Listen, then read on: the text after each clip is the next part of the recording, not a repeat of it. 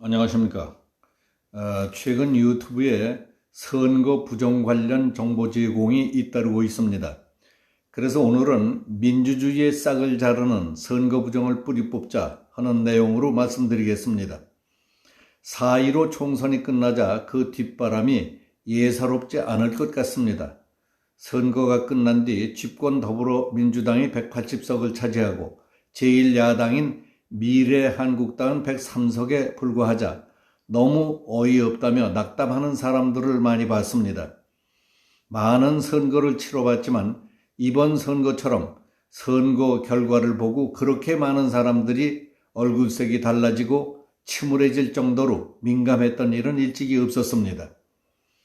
미래한국당에서는 황교안 당대표를 비롯해서 심재철 원내대표, 차기 대선 후보감으로 꼽히던 오세훈, 또 나경원, 김진태, 전희경, 이현주, 민경욱, 조국 전 법무부 장관 킬러 주광덕, 청와대 정부 여당의 정보통으로 활약이 기대되던 김태우 전 청와대 수사관 등이 떨어지자 의아함과 충격에 할 말을 잃고 있다는 사람들이 많았습니다.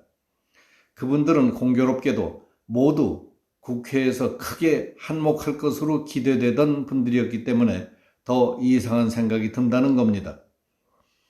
중앙선거관리위원회의 자료와 각 정당별 당선자의 득표, 비례대표 정당의 투표자 수 등의 데이터가 나오자 유력 유튜브 방송들은 주요 후보자들의 당락과 득표율 등을 자세히 분석 해설하는 프로를 내보냈습니다. 몇 가지 예를 들어보겠습니다. 위에서 말씀드린 더불어민주당의 이낙연 후보와 미래통합당 황교안 후보의 대결은 아주 미묘했습니다. 후보자의 득표수는 이낙연 54,902표, 황교안 37,594표로 표차가 17,308표였습니다.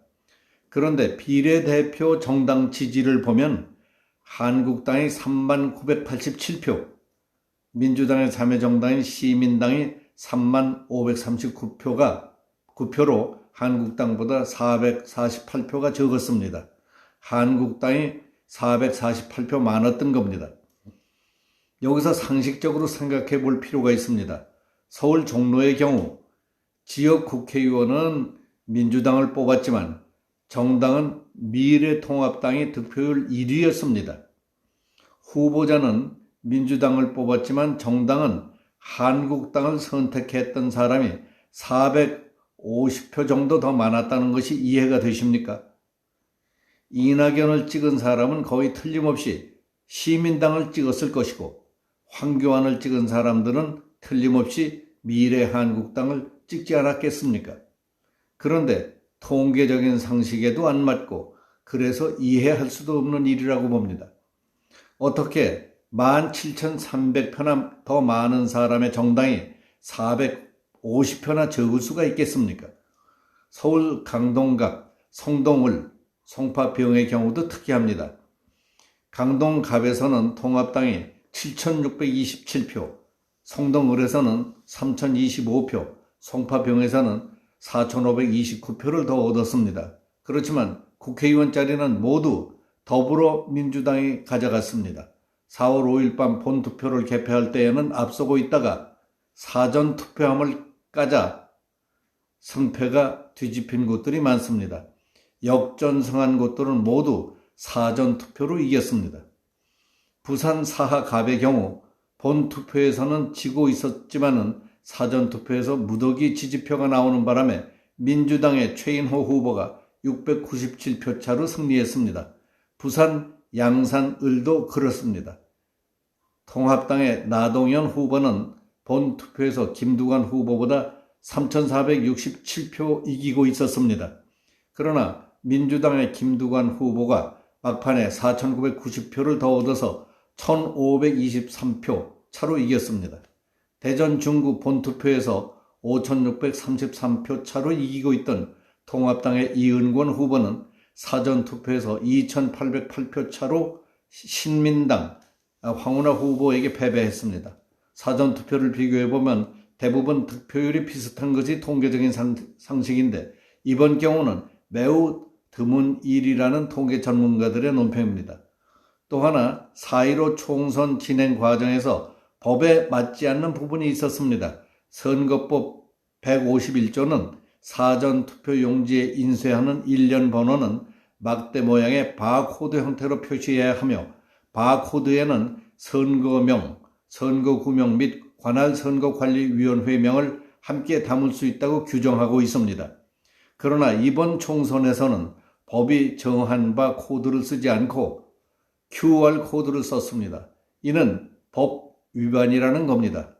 이 밖에 투표함 봉인 사인이 투표소에서 했던 것과 개표소에서 확인한 것이 전혀 달랐다는 점, 투표지를 투표함에 넣어서 봉하지도 않고 플라스틱 바구니에 담아서 옮기는 식으로 투표지 배달과 투표함 관리의 문제점, 투표지를 파쇄해 담은 비닐봉지를 쓰레기통에 버린 것 등 사전 투표에서 개표에 이르는 전 과정에 벌어졌던 심각한 문제들이 유튜브에 속속 제보로 들어가고 있습니다.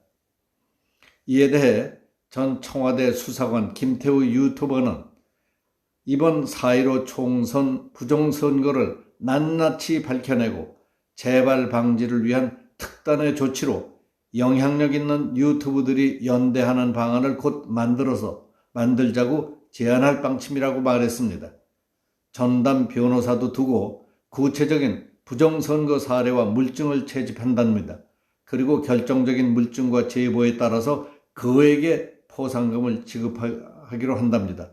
그리고 그 제보 내용을 확인해 국민에게 알리고 사법부에 고발하는 식의 방안을 구상하고 있다는 겁니다. 그렇게 해서 민주주의의 싹을 자르는 선거 부정을 이 땅에서 국민 모두가 힘을 합해 적극적으로 나서서 뿌리 뽑아야 한다고 주장했습니다. 적수천석이라는 말이 있습니다. 똑똑 떨어지는 물방울이 결국에서는 돌도 뚫는다 하는 말처럼 모두 힘을 합해 꾸준히 하면은 무슨 일이든지 해낼 수 있다고 봅니다. 여러분이 하시는 일을 기대하겠습니다. 여기서 마치겠습니다. 감사합니다.